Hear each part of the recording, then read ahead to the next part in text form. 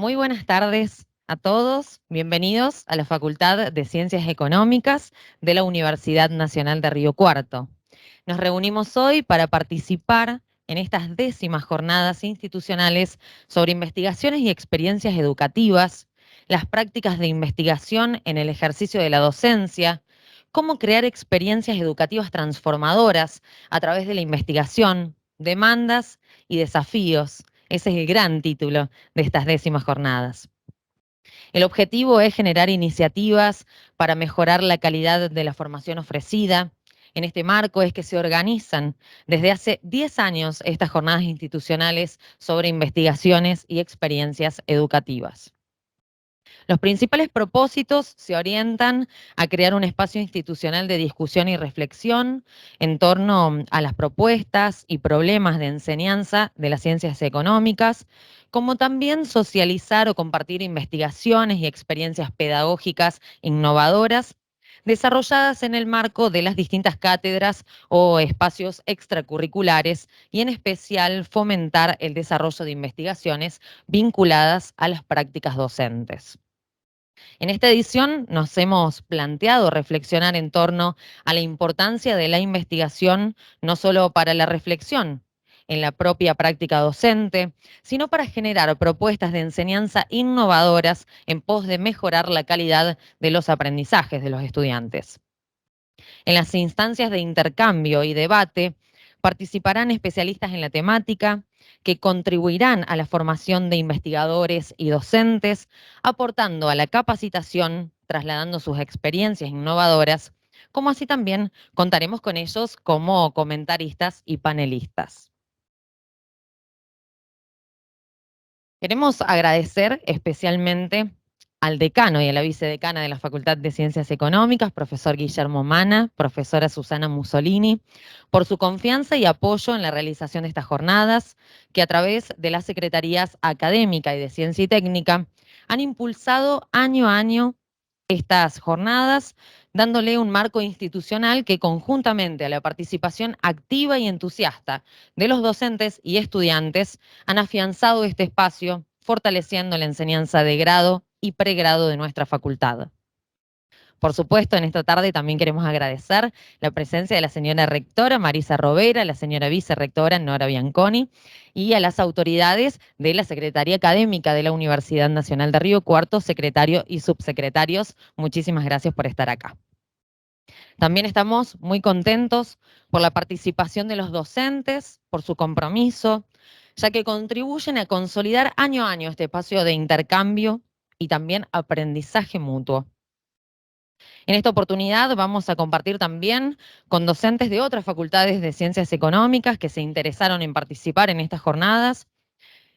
Algunas de las universidades que están participando son la Universidad Nacional de Córdoba, del Litoral, de Rosario, de Lomas de Zamora, de La Pampa y de Tucumán. Realmente esperamos que estas jornadas nos brinden valiosos insumos para planificar, diseñar e implementar prácticas de enseñanza de acuerdo a las necesidades que nos demanden. Así que en este momento vamos a dar por inauguradas estas jornadas y vamos a brindarle la palabra al señor decano Guillermo Mana. Él va a dar unas palabras de bienvenida y va a hacer la inauguración formal de estas 10º jornadas institucionales sobre investigaciones y experiencias educativas.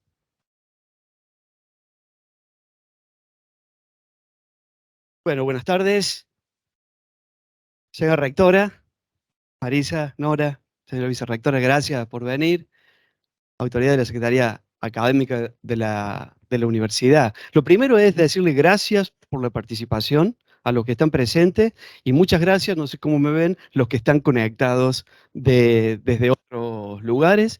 Para nosotros es de alta relevancia estas jornadas y quiero decirles, mientras le agradezco a nuestro equipo, el esfuerzo por este trabajo, que es tanta la importancia que le damos que lo primero que pedimos fue que lo despeguemos de nuestras jornadas de ciencia y técnica, porque lo veníamos haciendo en el mismo momento. Entonces, no, abrámoslo. La verdad que el objetivo era que lo hagamos en la primera mitad del año. Pero bueno, por lo menos lo hemos despegado. Pero digo eso como una muestra de la importancia que le damos. Muchas gracias, Verónica, por tu presencia. La verdad que nos permite subir muchísimos escalones bueno, en toda la temática y estamos muy, pero muy agradecidos porque sabemos lo que significa viajar, moverse, estar y eso. Así que muchas gracias por tu presencia. Eh, yo simplemente compartir con ustedes la visión que tengo respecto de la enseñanza, siendo que no estudié pedagogía, soy por ahí el que menos puede decir, pero bueno, hace muchos años que damos clase porque nos atrevemos a dar clase. Este momento de extraordinaria disrupción, ¿no? Si vemos la historia de la humanidad, pareciera que en 3000 años no pasó nada, y resulta que ahora hace 300 años que esto es exponencial y si miramos los últimos 30, 40 años, hace que uno, aunque crea que medianamente tiene conciencia sobre lo que viene, yo creo que no tenemos conciencia. Que no sabemos, yo creo que es muy difícil que imaginemos la universidad que viene si no estamos todos los días pensándola de una manera diferente. Todavía tenemos estructuras del siglo XX, todavía nosotros, acá somos siglo XX, tratando de hacer esfuercitos para dejar de serlo, pero me parece que los tiempos nos empujan a una gran velocidad y tenemos que estar a la altura. Por eso estas jornadas creo que son tan importantes porque nos ponen en esa situación de reflexión. La investigación per se es la que nos tiene que traer las nuevas herramientas. Ahí están. Nosotros en la Facu en este tiempito que estamos en el decanato con los SUSI, de las primeras cosas que hicimos, si no fue la primera, no investigamos más acá adentro lo que se le ocurre a cada uno. ¿Qué hacemos? ¿Vamos afuera? ¿Vamos a la sociedad civil? Y el problema que nos planteamos de investigación es un problema que tiene la sociedad civil. ¿Sí? ¿Por qué? Porque tratamos de generar esa conexión. Ahora, me parece a mí, tenemos que llevar esa conexión al aula. Ahora hay que llevar la conexión al aula. Los chicos no son los chicos como era yo hoy. Los profes míos, que ya no hay ninguno acá, pero están vivos, la mayoría, eh, nos daban información. No daban información. Si no había libros, o había, pero eran muy caros. Yo no podía comprar los libros. ¿Cómo si iba a la biblioteca? Y en la biblioteca había dos libros. Entonces le preguntábamos a la bibliotecaria quién lo tiene. Y me decían, María Laura, lo tiene. Y íbamos a la casa de María Laura. Yo no me lo podés prestar, aunque sea esta noche, el libro, mañana te lo traigo. Pero que así estudiamos. Estudiamos de esa manera, ¿eh? Estudiamos así, el 100% de las materias, salvo aquellos profes que te traían sus apuntes. Bueno, eso desapareció por suerte, pero lo que quiero decir, mi punto es que esa enseñanza ya no es más la información. ¿Qué le vamos a decir a los chicos si acceden más rápido que nosotros? ¿No es cierto? Entonces, bueno, la vinculación de la investigación con estos propósitos pedagógicos de enseñanza y de formación me parecen esenciales. Nosotros, Verónica, te cuento, digo, habrás conversado con algunos de los nuestros, tenemos este año 70% de nuestros ingresantes a distancia. ¿No?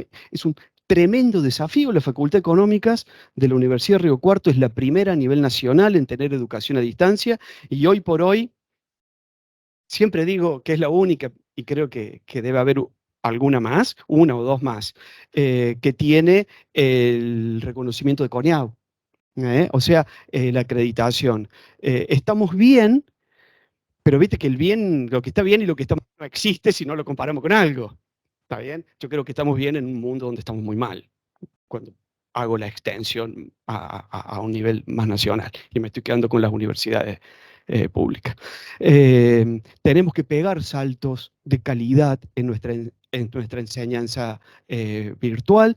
Ahora la universidad cuenta con un marco normativo que no teníamos y que eso nos va a permitir, sin ninguna duda, mejorar. Pero bueno, todo lo que salga del trabajo de ustedes, de la investigación de ustedes, de los debates de ustedes, lo vamos a poder llevar al aula con ese objetivo de que nuestros graduados cada vez estén mejor preparados y mejor formados. Perdón si me extendí. Muchas gracias a todos de nuevo. Ah.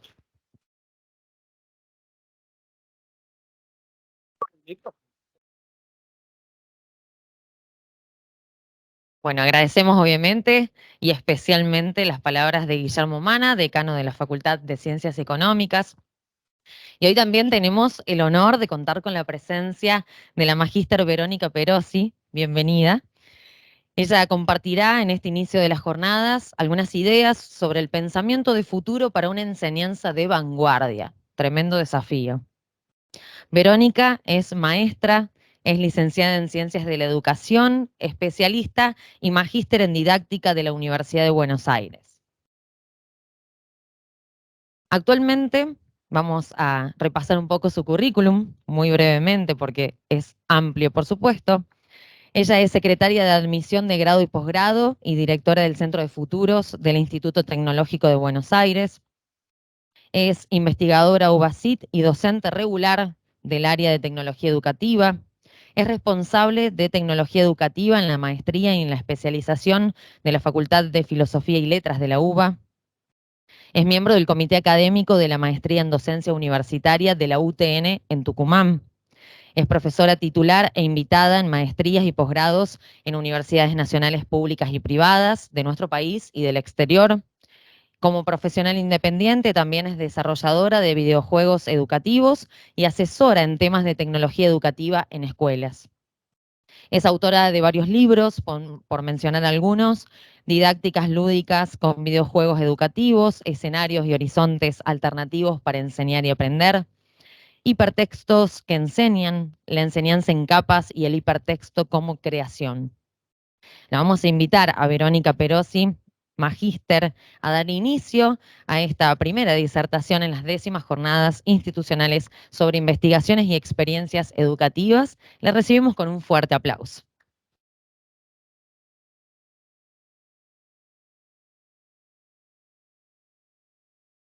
Sí, usamos este, sí.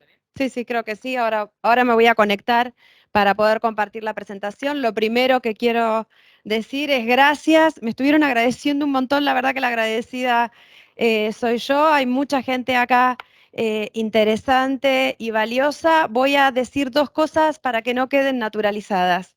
La primera es celebrar este evento que une a muchas facultades. Cada uno de ustedes representan cabezas de facultades. Para ustedes es natural, no lo es. Hay un enorme privilegio de compartir un predio, de compartir un campus, pero además de estar cerca, porque claramente están cerca, si no, no estarían hoy acá. Eso es un enorme privilegio y una enorme oportunidad para hacer más cosas, ¿no? Y para seguir construyendo desde ahí. Hay un montón de gente que me gustaría agradecer, pero especialmente quiero agradecerles a Daniela y a Cristina, porque venimos hace un tiempo trabajando, pensando, más allá de los títulos o de las posiciones, que eso va y viene, lo que es importante es la conversación entre las personas. Y Daniela y Cristina y todo el equipo docente con el que estuvimos trabajando desde marzo, febrero, empezamos en noviembre del año pasado, están ávidas y apasionadas por establecer conversaciones. Y lo más interesante de las conversaciones son las preguntas. Y son, como dijo el decano hace un ratito, atreverse. El decano dijo, nos atrevimos a enseñar. Atreverse a enseñar significa atreverse a hacer buenas preguntas, atreverse a escuchar lo que el otro me tiene para decir, atreverse a construir a partir de ese diálogo, porque en definitiva lo que nos está importando, como decía la presentación de las jornadas, con un montón de palabras muy lindas tenía la presentación de la jornada, la innovación, la vanguardia, la mejora, que fueron palabras que se utilizaron, vienen relacionadas con un propósito del bienestar del estudiantado, del bienestar del equipo docente, del sentido de la universidad pública, pero sobre todo con la posibilidad de poder construir y de traccionar más inclusivamente el proyecto de universidad. Entonces, esto tiene que ver con transformarnos. Y la invitación a la innovación, aunque la vayamos a definir en algún momento hoy de alguna manera, o la invitación a pensar en vanguardia, tiene que ver con esta pregunta: ¿qué nos transforma?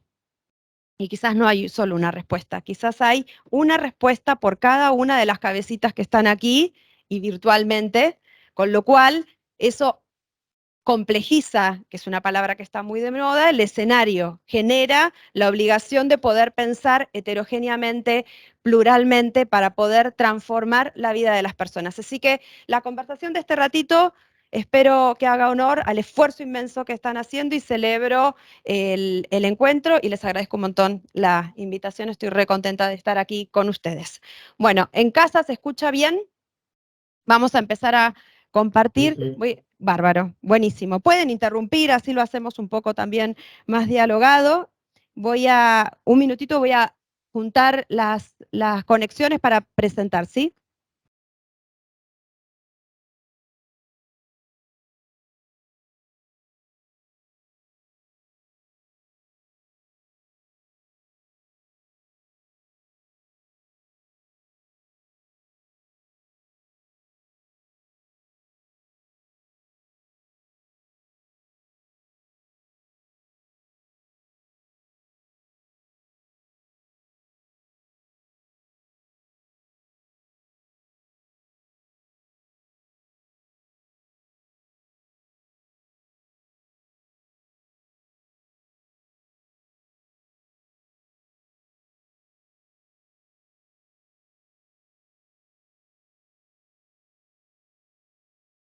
Sí. Bueno, ven bien, ¿no? Desde casa. Vamos a empezar por acá. Empezamos también con el final. En el título está la invitación, pero al mismo tiempo también está el final, la respuesta o la búsqueda en relación al planteo que tengo ganas de proponerles para la conversación esta tarde, ¿no? Intentar pensar en términos de transformación para pensar una universidad que sea estimulante. Edgar Morin menciona que muchas veces las instituciones educativas son intimidantes. ¿Cómo hacemos para transformar nuestras experiencias pedagógicas, didácticas, curriculares, de vida universitaria para que sean estimulantes? Demos un nuevo clic, para que sean intelectualmente convocantes, para que sean emocionalmente convocantes. Y esta es la búsqueda y la construcción. Hay algo de esto que va a tener que ver con recorrer qué nos está pasando en términos de cultura, un poquito, qué nos está pasando en términos de los desafíos de la tecnología, un poquito, ¿y por qué? Porque la tecnología hoy forma parte constitutiva de la trama de nuestras vidas, impacta en los campos de conocimiento, pero también impacta en el día a día, ¿no? Más claro que esto, un aula híbrida, imposible de decir, y no tuvo solo que ver con la pandemia, tiene que ver con un proceso que a nivel regional ya lleva 20 años de inclusión fuerte de tecnología, pero también va a tener que ver con conectar con el otro cultural estudiante. ¿Quién es ese otro cultural? ¿Qué le está pasando? ¿Qué está sintiendo? ¿Qué está buscando? ¿Qué está deseando? Y a partir de ahí construir un proyecto para la universidad. Entonces, mencioné a Edgar Morin con esta idea de intimidación o estimulación, pero también quiero traerlo desde esos principios de la esperanza en tiempos de desesperanza. Y quizás porque nos toca vivir como país además un momento muy crítico de cambio, o no, de transformación o de revisión, pero en donde claramente necesita de todos nosotros y de todas nosotras para mejorar. Edgar Morin tiene 7 principios de la esperanza y la desesperanza. Yo voy a mencionar solo 4, que son los fuertes que para mí se relacionan con los temas de disrupción. El primero es el principio de lo inconcebible. Dice, todas las grandes transformaciones o creaciones de la historia fueron impensadas antes de que se produjeran. Segundo, el principio de lo improbable. Todos los acontecimientos felices de la historia fueron a priori improbables. El principio del topo, que cava sus galerías subterráneas y transforma el subsuelo antes de que la superficie se vea afectada, como acá. El principio del salvataje es la conciencia del peligro que sabe que donde crece el peligro, también crece aquello que lo salva. La invitación es a pensar un proyecto de experiencia formativa en donde podamos también construir desde lo pedagógico, lo curricular y lo didáctico un proyecto improbable, un proyecto inconcebible, un proyecto transformador.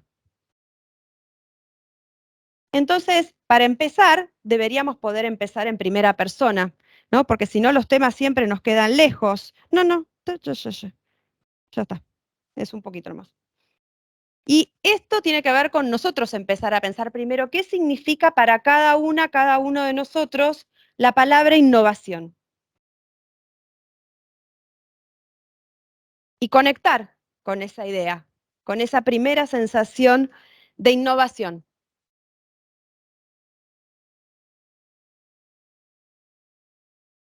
Y como acá hay mucha gente de económicas, así me hago amiga también, ¿no? Pero, a ver, hay algo, si nosotros miramos en la historia, el decano hace un rato también hizo una mención a la historia y a la evolución en relación con la idea de innovación, el lugar de las tecnologías como potenciadoras, mediadoras, palancas, ¿sí? Traccionadoras o estocalizadoras de la innovación ha sido central.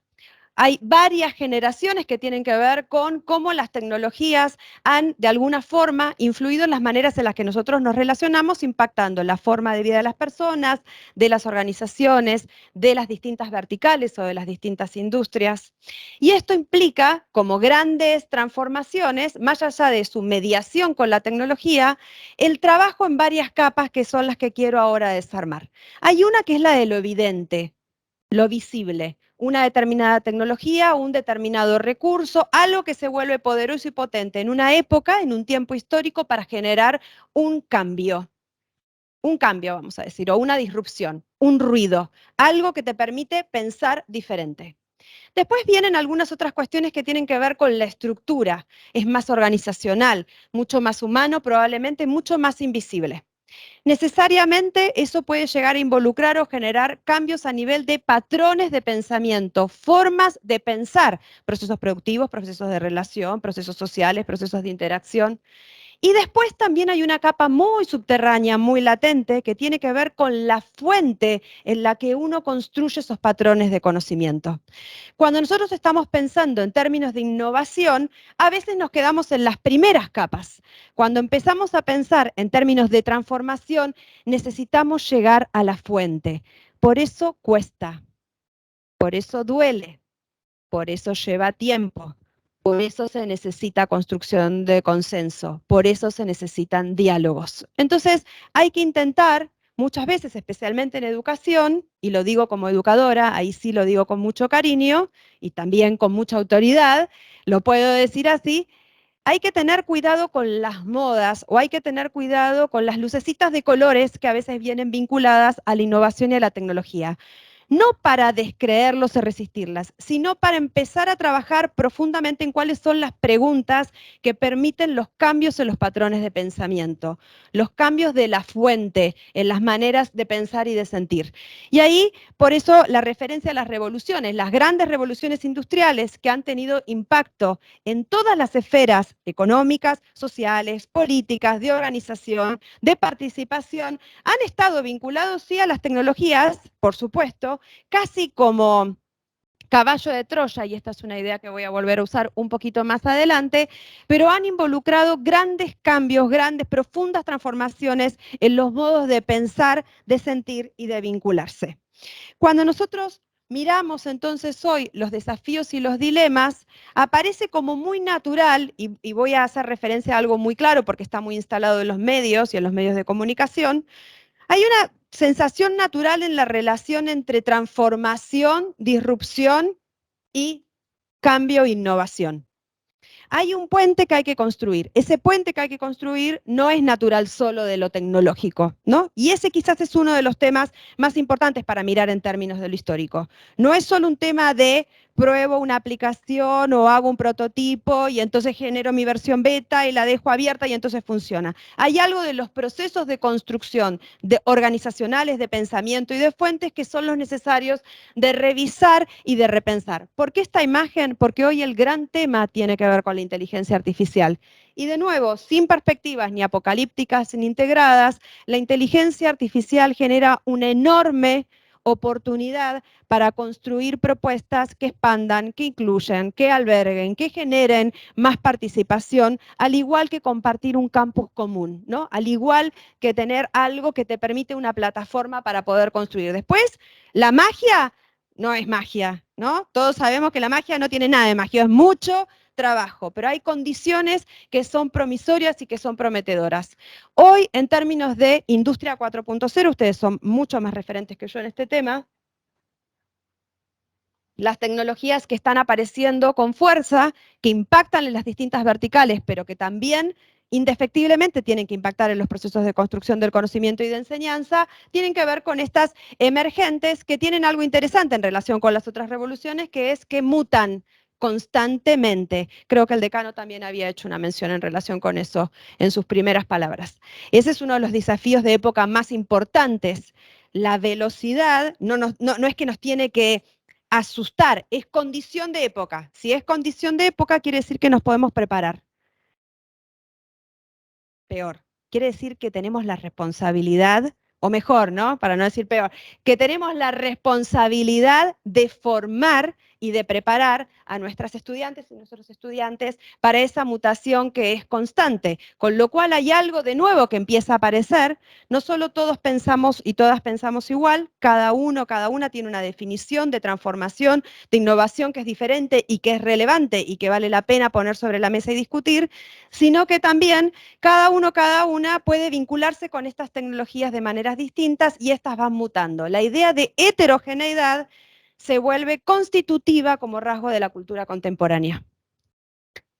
Cuando miramos en términos de tecnologías emergentes, muy rápido, no lo puedo evitar, soy tecnóloga educativa, hay algo que tiene que ver con el cuerpo, ¿no? Acá están, ustedes las ven en los diarios, las manejan ustedes en sus trabajos, en la vida cotidiana, las enseñan, no las voy a explicar en particular, pero si ustedes se fijan, hay algo que tiene muy fuerte que ver con estas tecnologías, que es con la corporalidad o la construcción de la identidad, ¿no?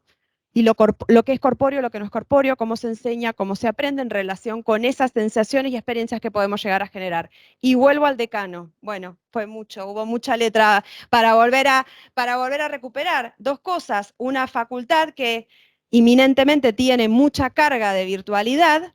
La educación a distancia en nuestro país ha sido pionero, las universidades públicas en términos de educación a distancia han sido pioneras, pero la marca en el contexto contemporáneo de la virtualidad, de la educación a distancia, tiene que ver con la virtualidad y con los contextos de hibridación. Tener el 70% de matrícula virtual en carreras de grado realmente es un desafío inmenso e inédito en muchísimos sentidos para construir muchas cosas también. Pero ahí hay algo de cómo se va a construir ese cuerpo y esa identidad y cómo se va a construir una experiencia que, además de tener que ser plural y heterogénea, porque todos y todas somos diferentes, además involucra una enorme cantidad de tecnologías que no solo levantan datos para poder traquear y para poder generar trayectorias personalizadas y para poder trabajar justamente con esa heterogeneidad, sino que construyen la idea de identidad de una manera diferente y diversa. Esta curva, que obviamente los de economía, los de ciencias económicas la tienen recontra claro, yo la conocí de grande. La curva de Gartner nos permite pensar de nuevo, ¿no? Para mí es alerta, es constante, todos los años consultar qué es lo que está pasando en las distintas verticales en relación con los desarrollos de tecnología. ¿Por qué? Porque me preocupan los procesos de aprendizaje. Es solo por eso. Yo no me dedico a las organizaciones, ni me dedico a generar startups, ni hago microemprendimientos, yo me dedico a la educación y parte de los desarrollos o de las grandes inversiones están vinculadas a tecnologías que hoy vuelven a hackear el sentido del cuerpo, de la trayectoria, de la persona, de la identidad, de la pertenencia. Ya vamos a volver. Todo esto decanta acá. Decanta en la universidad, pero son como los grandes temas que se empiezan a instalar. Volver a mirar la curva de Gartner todos los años nos permite no solo entender qué pasa en términos disciplinares en cada uno de los campos, sino además entender cuál es tendencialmente la forma en que los procesos de construcción del conocimiento se están dando. Es decir, no es lo mismo trabajar en términos, nosotros, nuestra generación, más en términos de redes sociales, ¿no? El impacto que tuvieron en nuestra generación, el surgimiento de este aparato, ¿no? Cuando yo era joven este aparato no existía, el surgimiento de este aparato y todo lo que involucró en términos de documentación y de relacionamiento en redes sociales, hoy para nuestras chicas y nuestros chicos, ni hablar los más chiquititos, los que van a tener dentro de unos años en la universidad, todo lo que tiene que ver con la inmersión el estar en una situación digital y la forma de experimentar el conocimiento a partir de una situación digital.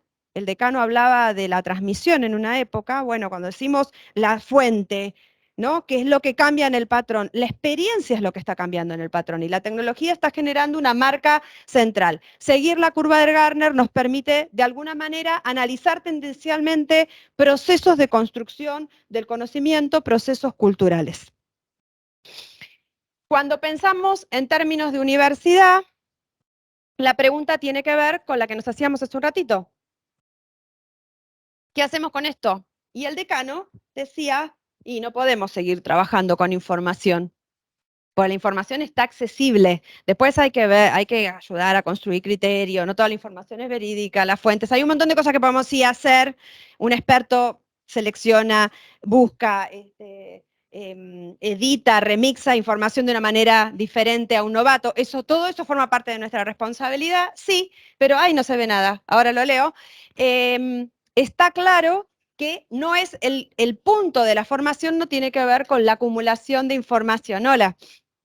Tiene más que ver con el desarrollo de ciertas habilidades de pensamiento que nos permitan habitar esta sociedad fuertemente impactada por las tecnologías y esta sociedad que cambia y que muta. Ya lo leo, es un minuto. Algunas de las habilidades que aparecen con fuerza, las voy a decir y ustedes van a decir y sí, si es que no las habían pensado antes, porque están instaladas en el discurso. Flexibilidad, adaptabilidad, pensamiento crítico, pensamiento dilemático, empatía.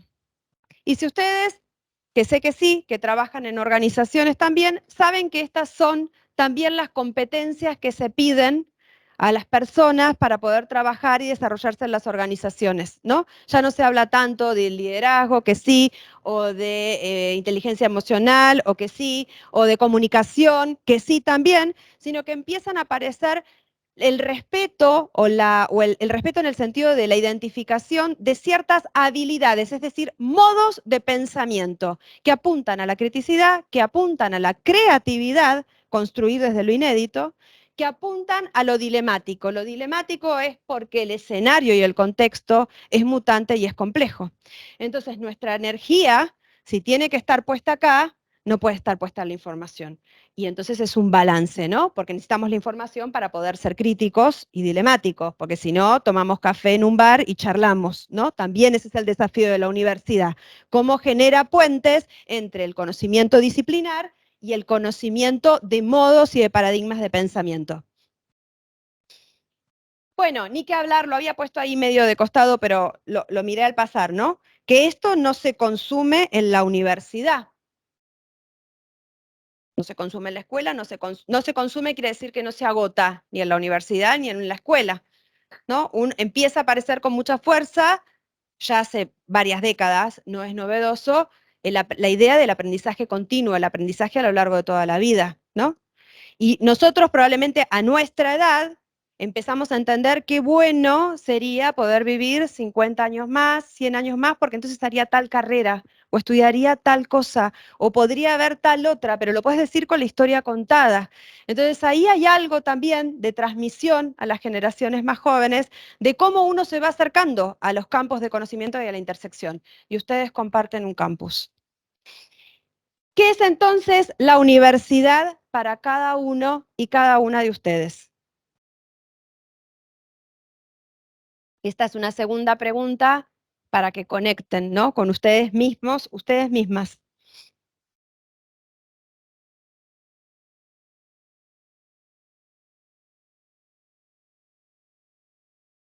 ¿Qué pasó después de la pandemia? Y por ahí, pegado también, porque no es exclusivo de la pandemia.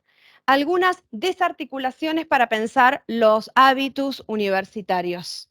Vamos a pensar en algunas, hay algunas más, yo quiero trabajar en estas 4. Primero, se rompió con la idea de que necesariamente tenés que estar con una asistencia regular a clase. Fíjense que no puse presencial. Podría haber puesto presencial. No puse presencial, puse regular, fue a propósito.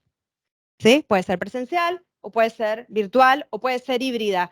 Hay una idea diferente en relación a lo que significa estar y continuar y ser regular en una situación de clase. Entonces, esa es una de las primeras desarticulaciones. Dato de la realidad. Acá hay ingenieros, no, todo esto es fácil. Me van a entender rápido cuando digo dato. Dato de la realidad. Esto ya está en un planteo de hackeo, ya está en una necesidad de revisión y de rearticulación. Digo porque hoy todavía seguimos tomando asistencia obligatoria, sea virtual o presencial, ¿no? Pero al mismo tiempo sabemos que esto ya está desarticulado como construcción. La idea del lugar de la tecnología como mediadora. Ya es muy difícil que haya resistencia respecto a esa frase. Después no sabemos qué hacer. Ese es otro problema. Pero resistencia de decir, no, si yo no lo veo, no le hablo, no lo toco, no aprende. Eso ya no sucede. Ya nosotros pudimos sobrellevar un montón de situaciones, nos salieron mejor, nos salieron peor, fueron más experimentales, fueron más emergentes, pero pudimos sostener la permanencia de nuestro estudiantado en la universidad. Con sacrificio, con dolor, con lágrimas o con goce, no importa, pero pudimos y tuvimos un compromiso de sostener la presencialidad y el no abandono de los estudiantes en la universidad. Entonces, el lugar de la tecnología o la mediación, la idea de la relación mediada, hoy ya tiene, la pregunta es, bueno, ¿cómo? ¿Con qué tecnologías? ¿Cuál es la mejor? ¿Hacemos con redes? ¿Es solamente el campus? ¿Nos metemos en metaverso? ¿Inventamos un videojuego? ¿Hacemos todo eso juntos? ¿Tiramos todo y nos ponemos un circo? Pero hay una idea, ya la pregunta mutó, es ¿cómo? Entonces hoy innovación y disrupción no es incluir tecnología, ¿no? Autonomía en el proceso de aprendizaje. Edith Litwin nos decía, el proceso de aprendizaje siempre es autónomo, porque el aprendizaje es de la persona. O sea que es autónomo, tiene que ver con la persona. Lo que nosotros podemos hacer es acompañar ese proceso de autonomía y formar ese proceso de autonomía. Es igual que los nenes chiquititos o las nenas chiquititas, ¿no? Uno acompaña el proceso de autonomía. No es que es autónomo solo, hay un proceso, hay andamios, hay momentos de ayuda, de préstamo, hay momentos de retirada, y eso se planifica y se anticipa. La universidad también ayuda a procesos de autogestión y de autonomía. En secuencias clásicas, más vinculadas a la exposición, a la repetición, a la aplicación, a la evaluación, no se promueven procesos de autonomía. Lo único que se promueve es oficio de estudiante, de mal estudiante, ¿no? No del estudiante que aprende profundamente y demás, del mal estudiante. Pero siempre el proceso es autónomo, con lo cual acá hay un eje en donde nosotros podemos trabajar fuertemente que se vincula con las competencias o con las habilidades de futuro que mencionamos antes. Y la idea de autodidactismo, que a veces uno lo ve con dolor desde la docencia, no lo deberíamos ver con dolor, que es esta idea de que los estudiantes y las estudiantes acceden a grandes volúmenes de información con poco esfuerzo. Acceden a grandes volúmenes de información con poco esfuerzo. Hay todo un proceso de construcción de conocimiento que es nuestra responsabilidad. Guiar, andamiar, proteger, validar, cuidar, regular. Pero hay algo en relación a las posibilidades que hoy se ven ofrecidas que es de alto potencial y que deberían de alguna forma generarnos preguntas diferentes a las que nos estábamos haciendo. Diferentes, ¿sí? Porque no se trata de que ahora todo lo aprendan solos con inteligencia artificial. Poné no sé qué cosa. Aparte ya sabemos que la inteligencia artificial no articula bien. Ustedes leyeron, ¿no? Los párrafos de inteligencia artificial de los temas en los que ustedes son especialistas, no en un tema en el que no son especialistas, ¿no? En lo que son especialistas, bueno, todavía está recién naciendo el proceso y hay grandes desafíos ahí, ¿no? Nosotros sí lo que podemos hacer es generar que nuestros estudiantes y nuestras estudiantes escriban textos, o no importa, o intervenciones, o videos, o lo que sea, con nosotros en clase para volver el conocimiento universitario público a través de la inteligencia artificial. Pero eso es diferente a consumir el conocimiento, la información de la inteligencia. Yo estoy diciendo producir para el público y expandir la posibilidad del aula. Esas fueron algunas de las articulaciones apoyadas sobre esta idea de Nomad, que es de Cristóbal Cobo, también de hace mucho tiempo, que se utiliza mucho también en el ámbito laboral. Son trabajadores nómades o profesionales nómades o estudiantado nómade en términos de conocimiento. Si esto es así, si yo puedo navegar o explorar distintos campos de conocimiento, pero necesito cierta experticia en algunos, cierta mirada en algunos. Y al mismo tiempo puedo generar procesos disruptivos, y para poder generar procesos disruptivos necesito diálogos y conexiones. Empieza a aparecer una T, ¿no? Que es esta idea de las competencias T, las competencias transversales, que nos permiten de nuevo trabajar en otro conjunto de habilidades y de procesos cognitivos que se vuelven relevantes. Creatividad, colaboración, originalidad, adopción temprana no por consumo, por experimentación. Es el atreverse del decano de hace un rato. Solucionador de problemas, este lo conocemos, este es el que más claro tenemos, pero tiene que ver con esto. A nuestro solucionador de problemas lo que tenemos que poder agregarle es esta idea, en constante evolución y aprendizaje, porque lo que tenemos que intentar es que nuestros estudiantes no solo apliquen, sino sobre todo que transfieran, es decir, que puedan con creatividad generar nuevas soluciones de problemas, aunque no hayan sido trabajadas, ni siquiera visualizadas en los tiempos de la universidad, porque ese es otro enunciado y rasgo de época. No sabemos ni qué va a pasar mañana. Imagínense cuando nuestros chicos, nuestras chicas en 6 años egresen de la carrera, o en 5, en el mejor de los casos, ¿sí? ¿Qué va a pasar con los campos de conocimiento? ¿Cuáles van a ser las tecnologías? ¿Cuál va a ser el impacto de la analítica de datos? ¿Qué va a pasar con la minería? ¿Cuáles van a ser? No lo sabemos, no lo sabemos.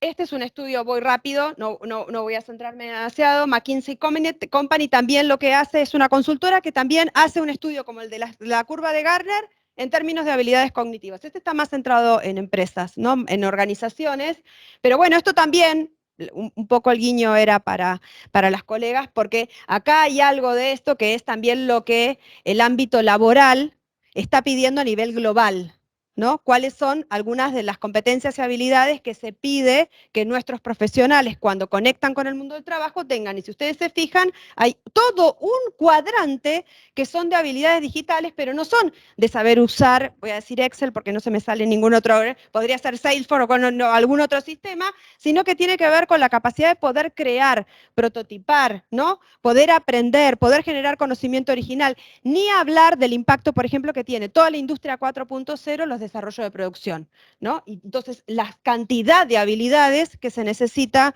en términos de digitalidad. Certezas. Las certezas son simples, no son simples, ¿no? Los escenarios culturales mutan y son novedosos, los disfrutamos en el teatro, los disfrutamos en el cine, los disfrutamos en los museos, los disfrutamos en las series, los disfrutamos cuando vamos a una plaza, en las configuraciones nuevas de las plazas. ¿Vieron? Las configuraciones nuevas son re interesantes para mirar, para nosotros como docentes, qué es lo que está pasando ahí, porque hay una interpelación del cuerpo también. En relación con los materiales, en relación con la seguridad, la idea de los edificios sustentables y sostenibles, eso también hay que mirarlo, que tiene que ver con los patrones y las formas en las que se está construyendo hoy. Pero esto son escenarios que forman parte de nuestro cotidiano, que nos pueden movilizar e inspirar. Y lo único que tienen que hacer es disfrutarlos el fin de semana. Pero siempre con esta pregunta, ¿qué me quedo con esto? ¿Qué es lo que esto me está trayendo? ¿Por qué me movilizó? ¿Qué fue lo que me generó en el cuerpo? ¿Por qué siento que aprendí algo? ¿Por qué disfruté esa experiencia o por qué no? Y ir identificando también ahí qué es lo que se va atraccionando. Los consumos culturales son diferentes. A quienes les gustan las series, quizás no disfrutan tanto de leer micropoemas en alguna red social, o quizás no les gusta tanto ir al cine, o quizás son más seguidoras de canales de podcast. Y estos consumos culturales diferentes, y solamente hablé de los de nuestra generación, salvo el podcast, hablé más de los nuestros estudiantes vienen con sus propias tradiciones de consumos culturales. Entonces ahí en esto de ¿en qué vamos a disrumpir? Bueno, quizás la disrupción es escuchar. Y ya eso es disrumpir, ¿no? Es intentar entender por dónde viene también las maneras de construcción del conocimiento, de apropiación que tienen y de experiencia que van construyendo. Y de nuevo, consumos culturales diferentes. Sigue apareciendo la idea de lo heterogéneo y lo diferente. La hibridación y los entornos híbridos es otra certeza. Hoy es un ejemplo concreto de eso, pero les pasa constantemente, ¿no? Y sea deliberado o no, porque muchas veces pasa que nuestros estudiantes están llegando, y mientras están llegando en el colectivo, alguno está grabando o está transmitiendo en vivo o está haciendo pequeños audios y mandándole prácticamente en vivo a un compañero que está llegando o que se fue, o estudiantes que estudian a través de un live, de algún streaming en particular y comparten una sesión compartida. Entonces, la idea de la hibridación y de nueva identidad hoy forma parte de una certeza para el sistema educativo. Certeza. No es para que lo veamos entero, pero más que certeza, una certeza es que va a haber un impacto en la construcción de la experiencia, ¿no? Quienes vienen del área de ingeniería o más de laboratorios, el simulador cumplía un rol central en los procesos de comprensión, de manipulación de variables, de análisis de sistemas complejos. Bueno, hoy el metaverso genera una posibilidad inmensa de construcción vivencial y experiencial de situaciones de aprendizaje. Acá se están pensando en experiencias pedagógicas de nuevo tipo, estamos intentando pensar en cómo conectar con nuestro estudiantado, estamos intentando pensar en el lugar o el rol que puede llegar a la tecnología. ¿Tenemos la oportunidad de hacer un nuevo edificio? Un holodeck tenemos que hacer. Un holodeck. No todas las aulas con 40 holodeck y todos pasan. Un holodeck, porque como necesitamos trabajar en lo diverso, no necesitamos 40 iguales, necesitamos uno. Discusiones. Y acá me voy a poner con los más dolorosos. En educación superior, ¿no? La necesidad, a veces como demanda, y en algunos casos como proyectos de universidades, proyectos universitarios, de pensar que la acreditación, la titulación, involucra algún tipo de proceso de movilidad. Desde titulaciones compartidas, que esa es la más común, hasta pasantías, que es la otra también más común, hasta la generación de proyectos a demanda, digamos, a pedido, completamente personalizados, que pueden tener que ver con distintos campos de conocimiento también y con el trabajo de una competencia TED de otro lugar, en donde ya se piensa en términos de no solo una identidad universitaria, de una sola casa de estudio, sino de una ecología de casas de estudio. Esto trae muchísimos desafíos y dilemas. Tenemos dos referencias para estudiar y para ver qué queremos hacer con eso. Uno es Singularity University, que es el primer caso conocido fuerte que trabajó en la idea de movilidad. Singularity era una construcción híbrida, que la pertenencia es virtual, porque la pertenencia es virtual, y la presencialidad es física en distintas unidades académicas de distintos lugares del mundo. Entonces, fíjense, fueron los primeros en pensar la hibridación de una manera diferente a la como la estamos pensando, pero lo pensaron para la formación universitaria, y la otra también fue el avance que se hizo con los MOOC. Para bien o para mal, se haya salido bien o haya salido mal, Coursera, Edunexo, todas las plataformas esas tuvieron una jugada que tenía que ver con que la forma de acreditar un conocimiento o la pertenencia en un nivel superior, un nivel universitario, no está vinculada solo a una casa de estudios o a una matriz física de estudios. Quizás esa pertenencia es una pertenencia de una ecología mucho más sofisticada y compleja. Esto hoy es un tema de discusión en el mundo. Eso trae aparejado, aunque es otro ítem, no es lo mismo, flexibilidad curricular. Flexibilidad curricular quiere decir, nosotros en general, ¿qué tenemos? Yo que tengo en mis carreras, en mis facultades, vos tenés el ciclo básico, a lo sumo después tenés los orientados con los focalizados. Esa, la gran flexibilidad que tenemos, uff, ¿no? Esa es la gran flexibilidad. Flexibilidad curricular quiere decir que el estudiante con mentoría y con acompañamiento, no es el estudiante que se levantó un día y que, no, es en un proceso responsable y deliberado, educativo y político, construye una trayectoria para ese estudiante, de acuerdo a sus necesidades, de acuerdo a sus deseos, de acuerdo a sus experiencias, de acuerdo a su situacionalidad, a su contexto. ¿Ustedes se imaginan hacer analítica de datos y utilizar la inteligencia artificial para armar planes de estudio personalizados bien hechos? Los datos están, ¿no? Porque ya los datos están en Facebook, en Google, en Internet, ya están en todos lados, pero ¿se imaginan capturar? Eso no se está haciendo, ¿no? Capturar realmente datos para generar trayectorias acertadas que puedan reconstruir experiencias, vivencias, contextos. Personalización, de nuevo, viene vinculado con estas ideas, pero no es lo mismo. Viene vinculado, pero no es lo mismo. Personalización quiere decir que la voz de la persona importa. En general, nuestro estudiantado elige dentro de una oferta finita. Más o menos, ya esto nos cuesta un montón, pero lo que podemos hacer, lo intentamos hacer lo mejor posible, pero es una oferta finita. Imagínense empezar a pensar que nuestra oferta se volviese infinita a partir de combinaciones que puedan tener que ver también con poner a la persona en el primer lugar, ¿no? Y el deseo de esa persona y la voz de esa persona en el primer lugar. La personalización no es arreglate.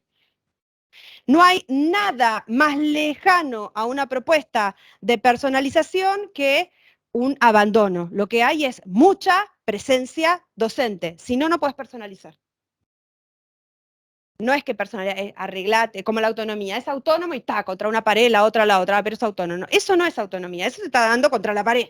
Autonomía es otra cosa, es acompañar. Entonces ahí lo que cambia son las maneras en las que nosotros nos acercamos a esos procesos de acompañamiento. Pero empieza a aparecer algo de nuevo, como de la arcilla, ¿no? El conocimiento, las disciplinas, las materias. Y no estamos discutiendo ni la estructura de cátedra, ni la materia de si física 1, física 4, sistema. No estamos discutiendo eso.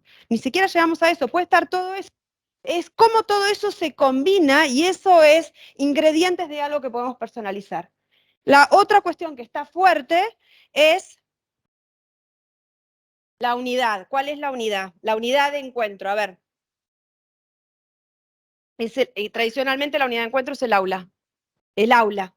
El aula, literalmente. 4 paredes, un frente obvio, una persona obvia que es docente porque es la que está parada y una persona obvia que es el estudiante porque se ha sentado. ¿No? Esta situación. Muchos de los proyectos hoy hackean no solamente la idea del espacio, ahora vamos a trabajar un poquito sobre eso, porque nos interesa en particular, pero más allá de si es más lindo, más colorcito, menos colorcito, si tira lucecitas, eso no importa. Lo que importa es que esta idea del laboratorio es una idea del hacer. Es la idea que se conectaba al pensamiento complejo, es la idea que se conecta a la transferencia, es la idea que se conecta a la resolución de problemas, es la idea la que se conecta a la construcción de preguntas más que eso, es la idea que se conecta con la empatía, es con todo lo que queríamos antes trabajar con las habilidades. Los laboratorios en términos tradicionales, pero especialmente aquellos que están centrados en la idea del hacer, del construir, o sea, que no tienen una tecnología para que todos vayan pasando y utilicen esa maquinaria y aprendan y ya está. Tienen diversidad. 20 de cada uno, no, tienen uno de cada uno, pero tienen uno de cada uno. Eso son decisiones presupuestarias, son decisiones de inversión, ¿no? Es una decisión. Eso plantea más en términos, una organización más en términos de desafíos. Acá en Córdoba, la tradición es de ABP. El sistema educativo es fuerte, en Córdoba es la única jurisdicción que es realmente fuerte en términos de ABP. Sus estudiantes vienen de un sistema educativo que viene en esta línea de trabajo, los que reciben ustedes. Vienen muchos años trabajando con una metodología centrada en proyectos, ¿no? Fuertemente trabajado en esta jurisdicción. Entonces, esto de los laboratorios, tiene algo interesante, porque también acá no es la idea del laboratorio de física, el de química, el de mecánica, el de ingeniería, el de manufactura aditiva, el de petróleo, no. Son laboratorios que trabajan en una ecología de determinados problemas, porque aparte los problemas ya no son puros, entonces los problemas quizás tienen que ver con el ambiente, y el ambiente no es solo de un área, o el problema tiene que ver con la economía circular, y entonces o el problema tiene que ver con lo que sea, y las tecnologías y los escenarios son mucho más amplios de límites claramente difusos, fuertemente difusos. Y eso a veces es con una cortina que se abre y que se cierra, preferentemente sonorizada, así se puede dar clase de los dos lados. Puede ser literalmente una cortina o puede tener que ver con construcciones más sofisticadas, pero a veces se empieza con algo no demasiado complejo, es más la intención que la realidad. Entonces, cuando nos preguntamos y nos planteamos en términos de desafíos, algunos tienen que ver con esto, ¿no? Con trabajar con lo heterogéneo, intentar anticiparse a aquello que no vamos a conocer, comprometerse con el proyecto de vida de las personas, no con el trabajo en particular o la inserción laboral, que sí, también, con el proyecto de vida, con lo que esa persona desea, generar experiencias que sean relevantes, experiencias, la idea de la experiencia formativa como algo global, algo 360, algo integral, trabajar en términos de inclusión y en términos de comunicación, y esto va tanto para pensar en el estudiantado como para poder pensar en el currículum. Esta es un poco la invitación, y quizás a veces algo tan simple puede llegar a ser terriblemente disruptivo. Estar conectados y conectadas. Hay algunas cosas que funcionan como facilitadores, pero esa conexión tiene que empezar por casa de alguna manera para poder generarla y ampliarla también a otros ámbitos de la cultura, de la sociedad y del mundo. ¿Qué nos encontramos? ¿Qué pasa? ¿Están bien? ¿Puedo seguir un rato más? No sé ni qué hora es por eso. ¿Qué es lo que nos encontramos? Pueden decir, hay un montón de cosas que se están haciendo, millones, miles, en nuestras universidades, no en cualquier universidad, en nuestras. No, por favor. No a ustedes, gracias por haber venido. Experiencias que tienen que ver con hackear la idea del tiempo. Empiezan a surgir formatos en distintas universidades públicas en donde se trabaja muy fuertemente la idea de inmersión. ¿Qué es la inmersión? Inmersión. Te metes en algo en tiempos acotados. Para que una inmersión funcione como tal, hay algo que es muy fuerte en la sensación y en la experiencia. Entonces vos no podés sostener la inmersión durante 2 años porque colapsa la persona, ¿no? Para que la inversión tenga la fuerza cognitiva y experiencial suficiente, tiene que ser acotada. Entonces muchas veces tienen que ver con experiencias que quizás duran una semana. Voy a decir uno que es común y conocido, que fue de los primeros, los hackatones. El hackatón es una experiencia de inmersión. Hay materias que se están estructurando en torno a experiencias inmersivas, no a cuatrimestres teóricos, prácticos, toma asistencia acá, no, faltaste acá, te falta el 80 de esto, no rendiste, no promoviste, no. Se organizan en torno a experiencias inmersivas. El tiempo es la variable que se ajusta. Formas alteradas. Formas alteradas fuertemente tiene que ver con la idea de que los estudiantes eligen. Frente a una propuesta pedagógica, vos generás para su abordaje, o una propuesta curricular, frente a un tema, generás 4, 5, 6 alternativas posibles de abordaje de esa temática y de ese tema. Y el estudiante elige por dónde quiere entrar ese tema. ¿Lo hace en todas las clases? No, quizás no. Quizás en una clase para el tratamiento de un tema vos podés elegir hacer trabajo de campo, salir con un docente, ir al campo, ver la situación en un contexto real. Alguno que tiene un estilo cognitivo más de biblioteca, no, decide trabajar con fuentes, trabajar con documentos, ir a la biblioteca, buscar en internet, entrar en inteligencia artificial, hacer analítica de datos con un docente que está mentoreando eso. Otro que le gusta más experimentar, se toman en relación al mismo tema, en relación con un problema, se experimenta, se prototipa, se valida con otro, se busca referencias, se hace un pitch o se hace algún tipo de presentación, se valida con los usuarios, es un proceso de investigación o de diseño o de lo que sea, con un docente, no solo, etcétera, etcétera, etcétera. ¿Cuál es el límite? La cantidad de docentes que tengan en la cátedra. Hoy el límite es ese. La verdad es esa, vamos a ser realistas.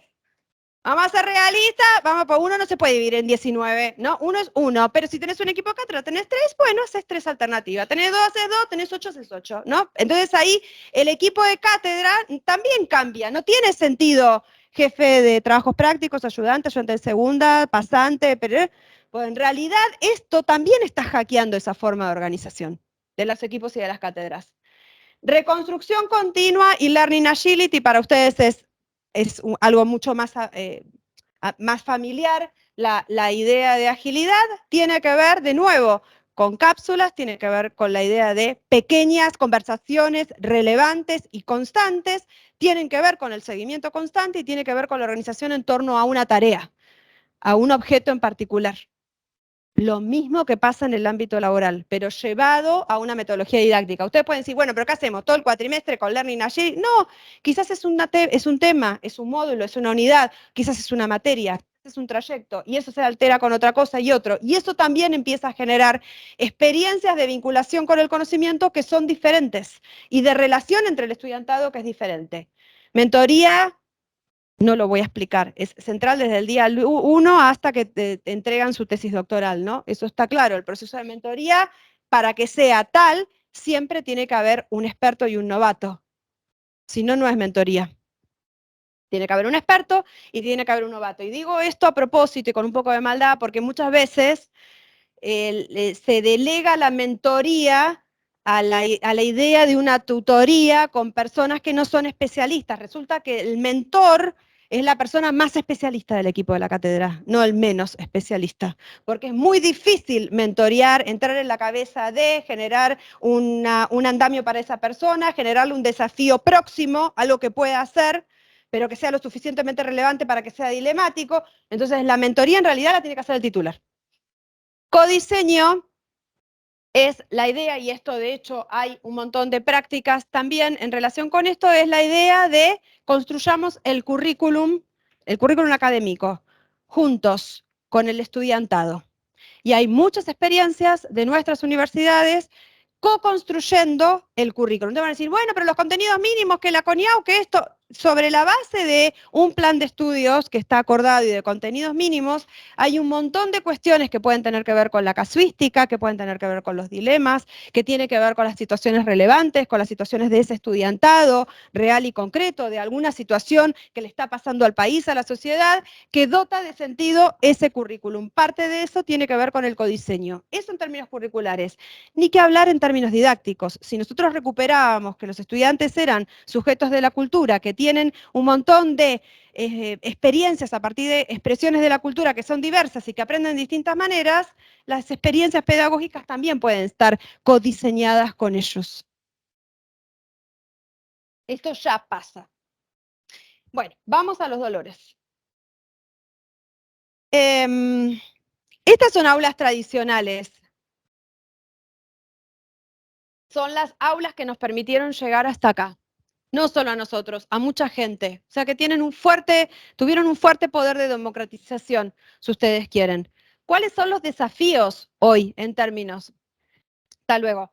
¿Cuáles son los desafíos en términos de posibilidades para pensar en la universidad? A ver, digo, uno decir, y no, esto no, en realidad tenemos que entender qué sí, qué no de esto, ¿no? Porque no es que esto en sí es el problema, ¿no? Es que otras cosas, cómo esto se puede relacionar con algunas de las cosas que estábamos viendo como rasgos de posibles, como pequeños rasgos de posibles cosas que nos permiten hacer disrupciones que tengan sentido. Cuando nosotros comparamos, en estos casos, estas también son escuelas, estas son escuelas de nuestro país, estas, a ver, déjeme ver, son escuelas de nuestro país, era para poder trabajar. Usted me dice, ¿por qué no me traes de universidad? Porque universidad está difícil, es el nivel educativo más resistente al cambio de la disrupción que el resto del sistema educativo, esta es una realidad. Hay algo de lo que tiene que ver con el cuerpo, con la lúdica, con la movilidad, con los espacios amplios, con el multifrente, con la intervención, con la idea de conocimiento en todo momento y en todo lugar. Y esto es algo interesante para pensar en la universidad, porque la universidad es la casa del conocimiento, ¿no? Tienen la idea del conocimiento disponible en todo momento y en todo lugar, o sea, el hecho de entrar a la universidad significa una experiencia de inmersión en el conocimiento. ¿Se imaginan? ¿Qué podríamos hacer en los pasillos, en las paredes, con las palomas, en el piso? No solo por un tema de inclusión, sino además porque los estudiantes están todo el día así, entonces capaz que podemos poner algo interesante en los pisos para que lean de vez en cuando también. Esto no fue una idea mía, es una idea que lo utilizan en un montón de museos, expresión de la cultura. A veces es solamente mirar qué es lo que está pasando alrededor, pero hay algo también en términos de la ecología, que con esto me quiero quedar, con ecologías que nos puedan llegar a inspirar. De nuevo acá aparece muy fuerte el tema del color.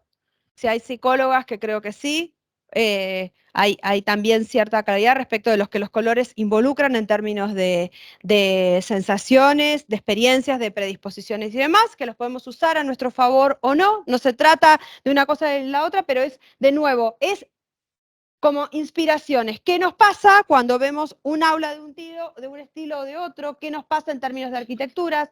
Los espacios que se pueden habitar de diferente manera y que son múltiples y que son móviles y no hay una sola forma de vivirlos y de alojarlos.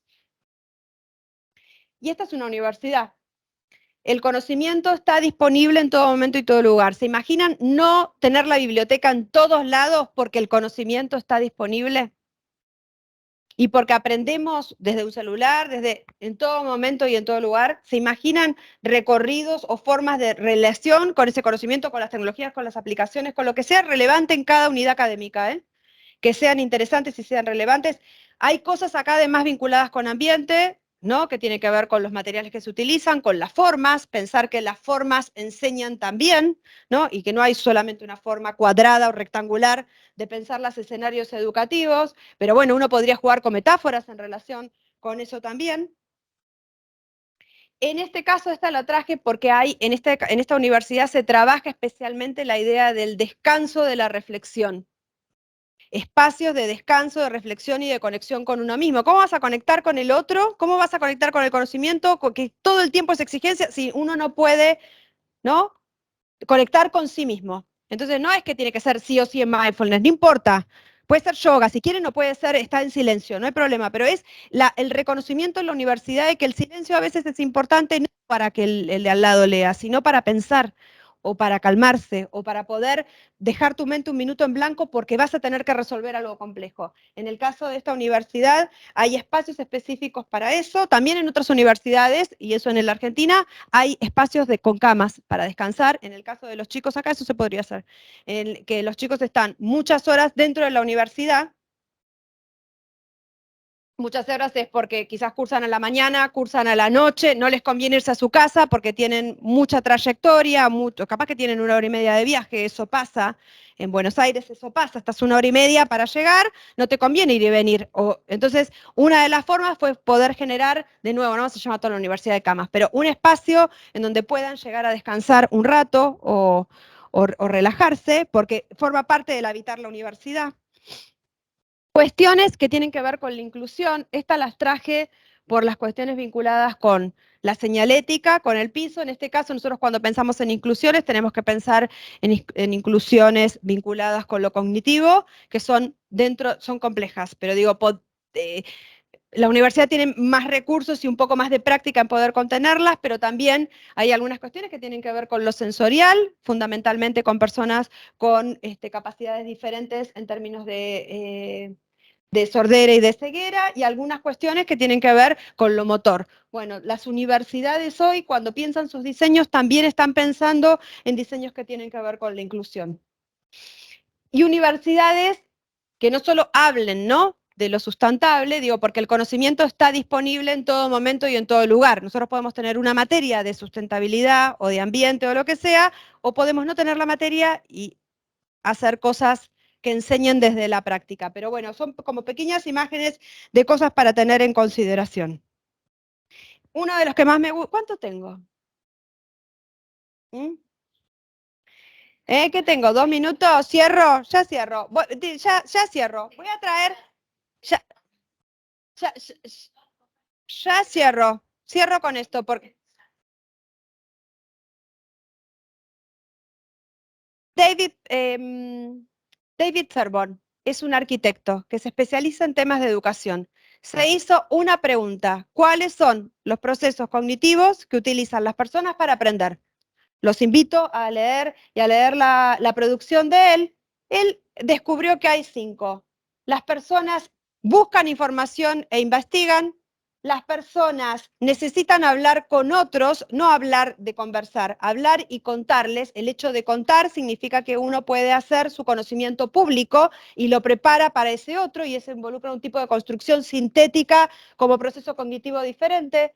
La gente necesita meter manos en la masa, el arenero. La gente necesita dibujar, escribir, pensar, tener un cuadernito de notas, tener una bitácora, la cueva. La gente necesita hablar con pares, no le interesa todo lo que vos tengas para... Necesita que se lo explique un par, que le cuente una anécdota, que le cuente algo que le pasó. Con esos 5 procesos cognitivos, que no son todos, son 5 nada más, creó, bueno, ahora lo voy a poner, situaciones que tienen que ver con universidades, con escuelas, con espacios en donde eso se pone a disposición a través de un ejercicio que tiene que ver con un aula. Es poner el escenario cognitivo para privilegiar en cada una de las aulas un proceso de conocimiento. Conocimiento de diseño, conocimiento experimental, conocimiento en términos de fogón, conocimiento de acceso. Entonces, los docentes no van a un aula y los estudiantes van a un aula. Los estudiantes y los docentes se mueven en relación al proceso cognitivo que se quiere promover en esa clase y en ese momento. Bueno, después este video, si no se los paso después, acá se muestran distintas aulas y se muestra también que las experiencias no son solo en el aula, ¿no? La tecnología, en este caso, es una deriva al servicio de una construcción de una experiencia en donde no escuchás a un docente hablando, sino que vivís una experiencia sonora e inmersiva en este caso. Voy a ir al final, que tiene que ver con esto. Pensar diferente la didáctica. Nosotros empezamos pensando en términos de disrupción. Bueno, ¿qué significa disrumpir? Significa alterar los núcleos básicos de la didáctica: tiempo, espacio, vínculos y evaluación. Si nosotros, como caballo de Troya, alteramos alguno de estos, ¿no? Y empezamos a pensar que los tiempos pueden involucrar una conexión con el tiempo presente de las personas, en términos culturales, en términos cognitivos, en términos sociales. Si los espacios pueden ser híbridos, virtuales, presenciales, digitales, pero lo que importa es la construcción de la identidad, de la corporalidad y de la cercanía.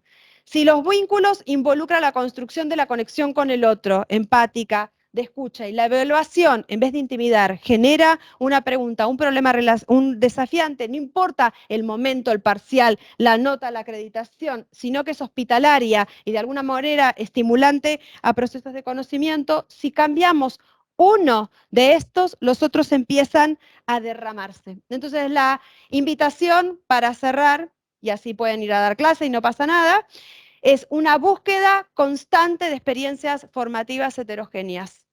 Busquen su propio caballo de Troya, o la tecnología, o el espacio, o una expresión cultural, o una experiencia. Busquen el que más les gusta, porque la enseñanza tiene que hablar de ustedes también. Busquen un caballo de Troya. Anticipen, anclen lo más que puedan las tecnologías con las personas, y esa es la potencia de la inteligencia colectiva. Pierre Levy en el 80 tiene una definición de inteligencia colectiva que relacionaba personas. Thomas Malone, desde MIT, hoy define inteligencia colectiva como la manera de vincular complementariamente personas y tecnologías. Esa es la promesa de las tecnologías emergentes. Creen oportunidades de alto impacto, pensar en las personas. Entonces, para poder hacer eso necesitamos un tiempo. Si solamente estamos concentradas en lo que nos pasa hoy, el futuro nos va a llegar. Y nos va a llegar como están las condiciones. Necesitamos darnos un tiempo para poder soñar, sí, también para aterrizar. Y hay una enorme oportunidad de poder trabajar en eso con una excusa que puede ser un nuevo edificio o el rediseño de las propuestas de enseñanza. Bueno, hasta acá llegamos.